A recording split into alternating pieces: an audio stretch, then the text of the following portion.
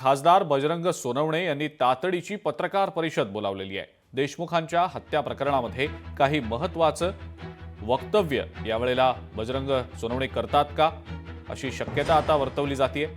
सरपंच संतोष देशमुख हत्या प्रकरणाला आता 16 दिवस उलटलेत, मात्र अजूनही जे मुख्य आरोपी आहेत ते मोकाटच आहेत, फरारच आहेत, त्यांचा थांगपत्ता लागलेला नाही।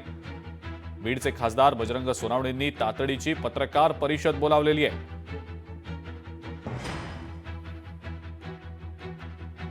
आणि या संदर्भातली अधिक माहिती आपण जाणून घेणार आहोत। विकास माने आपले प्रतिनिधी या संदर्भातली अधिक माहिती आपल्याला देतात। विकास, बीडच्या खासदारांनी पत्रकार परिषद तातडीनं बोलावलेली आहे, काय नेमकं ते वक्तव्य करतायत, काही खुलासा ते करणार आहेत का, काय नेमकी माहिती कळतेय सूत्रांकडनं?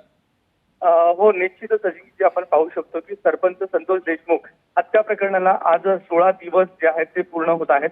आणि याच अनुषंगाने जर पाहिलं तर काल भाजपचे आमदार सुरेश धस यांनी पत्रकार परिषद बोलवली होती आणि याच पत्रकार परिषदेतून त्यांनी अनेक आरोप आणि प्रत्यारोप केल्याचं देखील पाहायला मिळालं होतं। आणि ही पत्रकार परिषद झाल्यानंतर आज बीडचे खासदार बजरंग सोनवणे जे आहेत त्यांनी तातडीची ही पत्रकार परिषद बोलवलेली आहे। त्यांच्या केज येथील निवासस्थानी जी आहे ती ही पत्रकार परिषद होईल। साधारण 9:30 वाजता या पत्रकार परिषदेला सुरुवात होईल। तत्पूर्वी जर पाहिलं तर याच पत्रकार परिषदेतून खासदार सोनवणे जे आहेत ते काही खुलासे करतायत का, काही गौप्यस्फोट करतायत का, हे देखील पाहणं महत्त्वाचं असणार आहे। कारण की खासदारांच्याच केज मतदारसंघामध्ये मस्साजोग म्हणून हे गाव आहे आणि याच गावातील सरपंच संतोष देशमुख यांची ही हत्या झाली होती।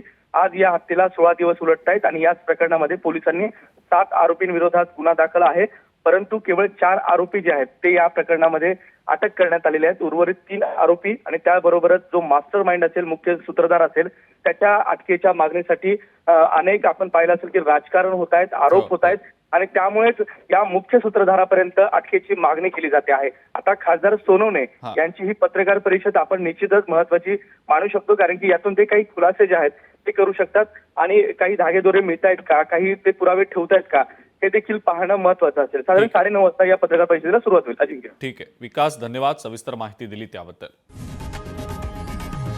लोकशाही मराठी ऐका, पहा, जागरूक रहा।